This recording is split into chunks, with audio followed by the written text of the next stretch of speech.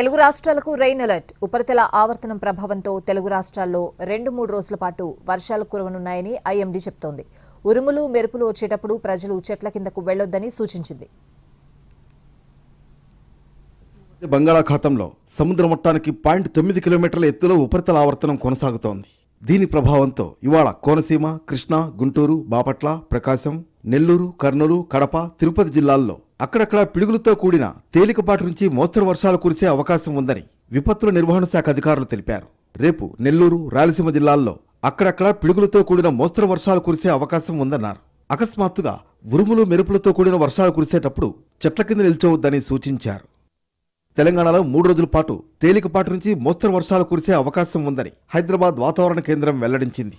ఆంధ్రప్రదేశ్ తీర ప్రాంతానికి ఆనుకుని ఉన్న మధ్య బంగాళాఖాతంలో సగటు సముద్ర మట్టానికి 0.9 కిలోమీటర్ల ఎత్తులో ఉత్తర తమిళనాడు తీరం, పరిసర ప్రాంతాల్లో సగటు సముద్ర మట్టానికి 5.8 కిలోమీటర్ల ఎత్తులో ఉపరితల ఆవర్తనం ఉందని వాతావరణ శాఖ వివరించింది. దీని ప్రభావంతో తెలంగాణలో 3 రోజుల పాటు తేలికపాటి నుంచి మోస్తరు వర్షాలు కురిసే అవకాశం ఉందని హైదరాబాద్ వాతావరణ కేంద్రం వెల్లడించింది.